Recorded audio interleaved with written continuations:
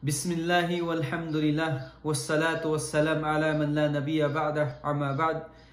Mga kapatid sa mananampalatayang Islam, binabati ko kayo ng Assalamu alaikum wa rahmatullahi wa barakatuh. Ang papuri ay tayong kay Allah subhanahu wa ta'ala lamang na Panginoon ng sanlibutan. Naway ang habag at pagpapala ay mapasa ating mahal na propeta na si Muhammad sallallahu alaihi wasallam. Ganon din sa kanyang mga kasamahan at sa kanyang mga pamilya at sa lahat ng mga taong tumahak ng kanyang landas hanggang sa huling araw. Tayo po ngayon ay bilang pagpapatuloy sa ating mga aral na kinukuha ukol sa 130 pamamaraan ng pag-aaruga sa mga anak. Tayo po ngayon ay nasa bilang 4 na po na pamamaraan na kung saan sinabi ng may akda, alim ibnaka hukukal jar wa khuturata idaihi. Turuan mo ang iyong anak ng mga karapatan ng iyong kapitbahay at ganoon din yung kapahamakan ng paggawa ng masasama para sa kanila.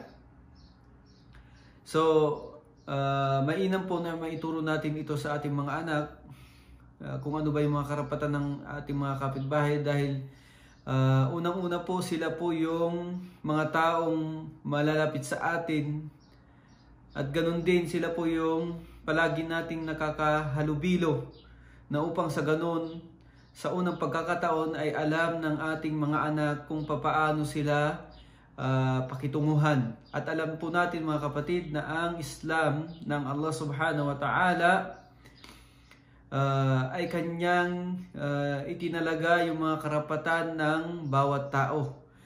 At nilinaw po niya sa kanyang mga aral sa banal na Quran at ganoon din sa mga itinuro niya kay Propeta Muhammad sallallahu alaihi wasallam kung ano ba yung mga karapatan ng ating mga kapitbahay. So sila man po ay Muslim o hindi Muslim ay nararapat lamang po na alam natin kung ano yung kanilang mga karapatan. So, unang-una mga kapatid sa pananampalatayang Islam, itong bagay po na ito ay nakuha po natin nung yung unang parte niya, nung huli nating pagbibigay ng aral ukol sa mga pamamaraan ng pag-aaruga sa mga anak. At dito po ngayon ay kukunin po natin yung mga karapatan nila. Ano ba yung mga karapatan ng ating mga kapitbahay na dapat nating ituro sa ating mga anak. So unang-una, sabi ng ating mga scholar, ang una nilang ang pinakabuong karapatan ng ating mga kapitbahay ay al-ihsanu ilal jar bil qawli aw al fi'l.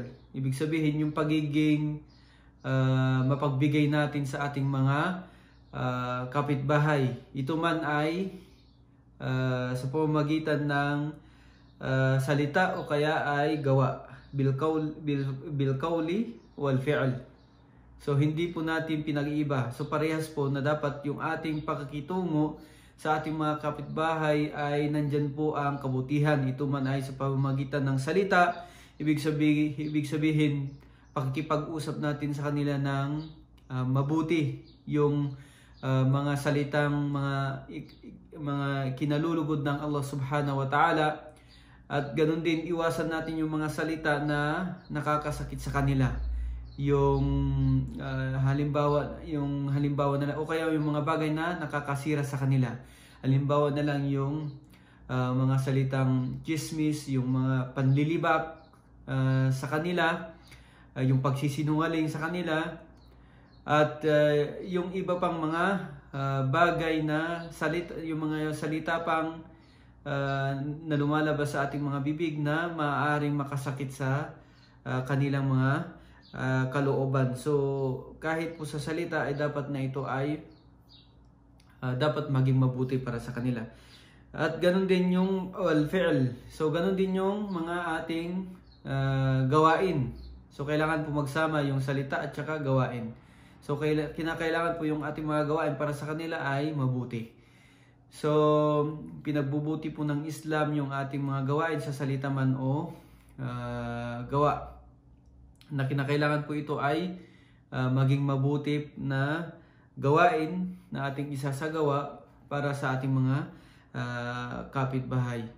So halimbawa na lang yung pagbibigay ng mga kailangan nila, mga ganito, o kaya yung mga pagbibigay ng sadaqah, o kaya yung hindi obligadong kawang-gawa para sa kanila, o anumang mga bagay na nakakatulong para sa kanila. Ito po yung pagiging mabuti ng mga gawain sa kanila. At iwasan po natin yung mga gawain na makakasakit sa kanila. So yun po yung unang karapatan ng ating mga kapitbahay. So katunayan, ito ay itinuro sa atin ng unang-una ng Propeta Muhammad sallallahu alaihi wasallam.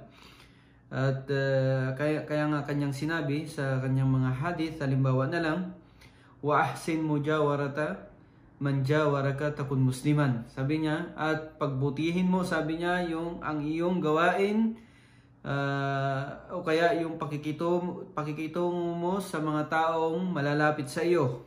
Man jawaraka, malapit sa iyo. Ito yung upang ikaw ay makilalang isang Muslim. So kung titignan po natin sa hadith na ito,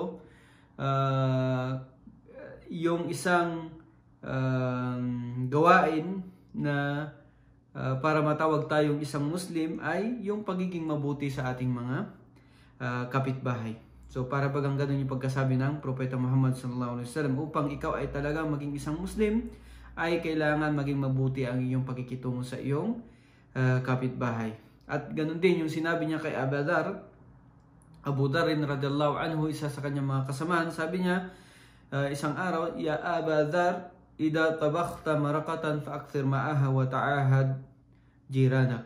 Sabi niya, o Abu Dharr, kapag ikaw ay magluto ng iyong pagkain, ay paramihin mo, sabi niya, ang sabaw nito, at iyong bigyan ang iyong kapitbahay. So ganito po, ibig sabihin ay tinuturuan niya ang isa sa kanyang mga sahaba, mga kasamahan ng Propeta Muhammad. Sabi niya na kung ikaw ay magluto, kailangan paramihin mo ang iyong sabaw at ibigay mo ito sa iyong kapitbahay.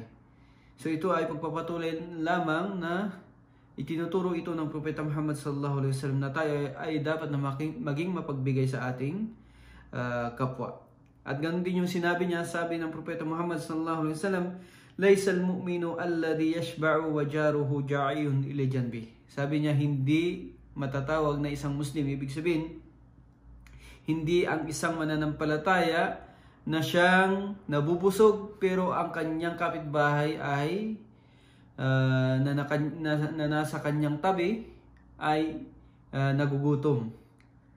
So siya ay busog pero yung kapitbahay niya ay nagugutom. So hindi po ito yung tunay na katangian ng isang mananampalataya. Ang tunay na katangian po ng isang mananampalataya na siya ay busog, ganun din busog din ang kanyang kapitbahay. Ibig sabihin, wag niyang hayaan na ang kanyang kapitbahay ay matulog sa gabi na busog, na gutom ito.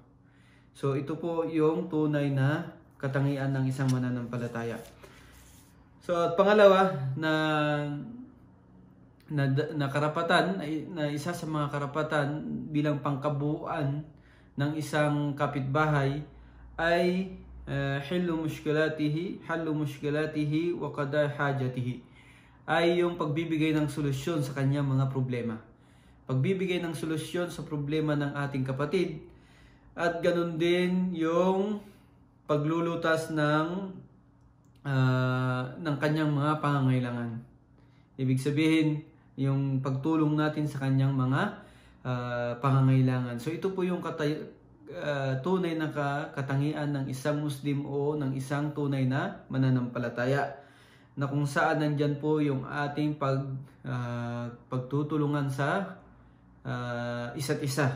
So kaya nga ang Allah subhanahu wa ta'ala ay laging ipinapaalala sa atin, wa ta'awanu 'alal birri wat taqwa. Sabi niya, kayo ay magtulungan sa kabutihan at ganoon din sa pagkatakot kay Allah subhanahu wa ta'ala. At ganoon din yung sinabi ng Propeta Muhammad sallallahu alaihi wasallam sa kanyang hadith, man kana fi hajati akhihi kana Allahu fi hajatihi. Sino man, sabi niya, ang tumulong sa kanyang kapatid, ay alamin mo na ang Allah subhanahu wa ta'ala ay tutulong din sa kanya. So napakainam na malaman natin ang mga bagay na ito, yung mga karapatan ng ating mga kapitbahay. So para ba sinasabi sa atin ng Islam o ng Allah subhanahu wa ta'ala na para tayo ay tunay na maging mananampalataya sa Kanya, kailangan ay maging mabuti tayo sa ating kapitbahay. Kung gusto nating makamit yung tunay na pananampalataya sa Kanya, yung makumpleto natin yung pananampalataya natin kay Allah subhanahu wa ta'ala, kailangan ay maging mabuti tayo sa ating mga kapitbahay. So ang Propeta Muhammad sallallahu alaihi wasallam, kung titignan natin sa kanyang buong buhay, ay siya ay naging mapagbigay. At katotohanan ng Propeta Muhammad sallallahu alaihi wasallam, ang kanyang kabutihan ay walang pinipiling uri ng tao. Nangangailangan man o hindi nangangailangan, bata, matanda, lalaki, babae. So ito ay tinutulungan ng Propeta Muhammad sallallahu alaihi wasallam, kahit pa man ang hindi Muslim. Ito ay tinutulungan ng Propeta Muhammad sallallahu alaihi wasallam. Kaya nga isa sa mga hadith na kung saan sinasabi kung ano yung katayuan ng Propeta Muhammad sallallahu alaihi wasallam, kung ano yung kung gaano kataas yung antas ng kanyang pagiging mapagbigay, ay hinalintulad ito sa Ar-Rih al-Mursala. Ibig sabihin, mas higit pa sa Ar-Rih al-Mursala. So ajwadan nas, kana an-nabi sallallahu alaihi wasallam ajwadan nas min Ar-Rih al-Mursala. Ang Propeta Muhammad sallallahu alaihi wasallam ay pinakamapagbigay na higit pa sa hangin na ipinadala. So narinig ko isa sa mga scholar kung paano niya pinaliwanag ito. Sabi niya, ang hangin kasi na ipinadala, ibig sabihin yung pinakawalan na hangin, pinakawalan ng Allah subhanahu wa ta'ala na hangin, ito ay may daladalang ulan. Na kung saan alam naman natin mga kapatid na ang ulan, dahil dito sa hangin, ay walang pinipiling lugar ito. Ibig sabihin, lahat ng lugar ay pinupuntahan ng hangin na ito na may kasamang tubig, na kung saan yung ulan na ito ay naikakalat sa lahat. So walang pinipiling lugar, ito man ay basa o kaya tuyo na lugar, ay napupuntahan ng hangin na ito, ng ulan na ito. So ganun ang Propeta Muhammad sallallahu alaihi wasallam. Ang kanyang pagiging mapagbigay ay mas higit pa rito. Ibig sabihin, wala siyang pinipiling uri ng tao, bata, matanda, nangangailangan man o hindi nangangailangan, mayaman man o mahirap. So ang Propeta Muhammad sallallahu alaihi wasallam ay lagi nating makikita na siya ay mapagbigay na tao. Na siya ay mapagbigay na tao. Ganito ipinapakita sa atin ng propeta ng Allah subhanahu wa ta'ala, at ganun din ng Propeta Muhammad sallallahu alaihi wasallam, kung paano tayo dapat makitungo sa ating kapwa, lalong-lalo na sa ating mga kapitbahay na mga taong pinakamalapit sa atin o sa ating lugar. So naway ito ay nakapagbigay po sa atin ng magandang aral ukol sa mga aral na dapat nating ituro sa ating mga anak, upang sa ganun ito ay kanilang tularan sa pakikitungo nila, unang-una sa ating pamilya, ganun din sa mga kapwa-tao, ganun din sa mga kapitbahay, at ganun din sa iba pang mga tao. So buong-buo po ang Islam, kompleto ang Islam kung paano natin pakitunguhan ang ating mga sarili, ang ating mga pamilya, ang ating mga kapwa-tao. So So itinuro po ito ng Islam. Kaya nga po ito ay kumpletong pamamaraan ng ating buhay. So hanggang dito na lamang po. Naway gantimpalaan tayo ng Allah subhanahu wa ta'ala sa ating pagbibigay ng kaalaman. Ganun din ang mga nakarinig nito. At naway igabay tayo ng Allah subhanahu wa ta'ala sa matuwid na landas. Wa akhiru da'wana anilhamdulillahi rabbil alamin. Assalamu alaikum wa rahmatullahi wa barakatuh.